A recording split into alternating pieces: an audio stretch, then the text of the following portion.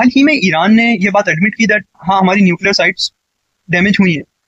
Now question ये आता है व्हाई ईरान एडमिटेड दैट। देखिए इसका first and foremost reason Trump है। Trump as a egoistic and narcissistic person, तो जो हर इंटरव्यू हर जगह जहां भी वो जा रहा है वो चिल्ला चिल्ला के ये बात बोल रहा है, हाँ हमने मारा हमने मारा। ईरान ने उसका ईगो सेटिस्फाई करने के लिए ये बात बोल दी कि हाँ यार देखो चाटा पड़ा, देखो इधर निशान भी है। नाउ इसका फायदा क्या है?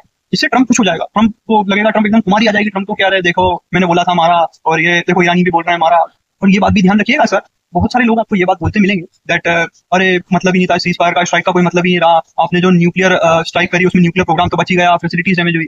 सर मैं आपको एक बात बताता हूँ, आपको पता है ये जो चीफ ऑफ स्टाफ की, यूएस चीफ ऑफ स्टाफ की जो ब्रीफिंग हुई थी अलॉन्ग विद पीट हेगसेट, उस ब्रीफिंग में चीफ ऑफ स्टाफ जो थे यूएस के, उन्होंने ये बात क्लियरली मेंशन की थी दैट हमारा मेन पर्पस था to degrade the nuclear facilities, not to destroy. ध्यान रखिएगा, डिग्रेड डिस्ट्रॉय का अंतर जो गोल यूएस ने पूरा किया, तो ट्रम्प जो भी कह रहा है बिल्कुल सही है, उसमें कुछ भी गलत नहीं है।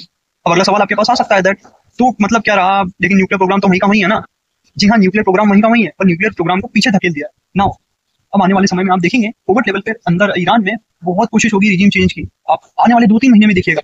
Why I am saying this, the reason is when country is in the war ना, तो लोग यूनाइटेड होते हैं, तो आप सरकार को ज्यादा क्रिटिसाइज वगैरह नहीं करते बिकॉज पीपल आर नेशनलिस्टिक यार, लोगों के अंदर देश में होता है, उत्तेजित हो जाते हैं लोग जब जंग की बात आती है। आपने इंडिया पाकिस्तान के टाइम देखा, हम बहुत ज्यादा यूनाइटेड थे इरिस्पेक्टिव ऑफ द पार्टी, भले ही हम कांग्रेस बीजेपी हम वो सब बातें नहीं कर रहे थे, हम बोल रहे थे बजाओ ठोको मारो, बट बाद में क्रिटिसाइज किया, हमने भी किया, पाकिस्तान के लोगों ने भी किया, मैं उस क्रिटिसिज्म की बात नहीं कर रहा, बट बाद में क्रिटिसिज्म आया। Might be Israel and US इसी क्रिटिसिज्म में, जो ये क्रिटिसिज्म आएगा ईरान में, जो क्रिटिसिज्म पनपेगा, इस क्रिटिसिज्म को ही नर्चर करके आगे कुछ करें might be. The second reason is Iran छुपा नहीं सकता था यार ये स्ट्राइक्स, ईरान का पर्पस है न्यूक्लियर वेपन बनाना, यूरेनियम बच गया उसका, उसको क्या मतलब, ठीक है रुक गया ना, जंग रुक गई, अब वो धीरे धीरे ज्यादा ज्यादा ऑयल बेचेगा, पैसा इकट्ठा करेगा, इजराइल को फिर कहीं बिजी करेगा, हमास वॉर में हिजबुल्लाह के साथ उनको फंड करके वहां बिजी करेगा, अपनी न्यूक्लियर फैसिलिटीज वापस बना लेगा वो। Although do let me your thoughts on the comment section, do follow my page. जय हिंद।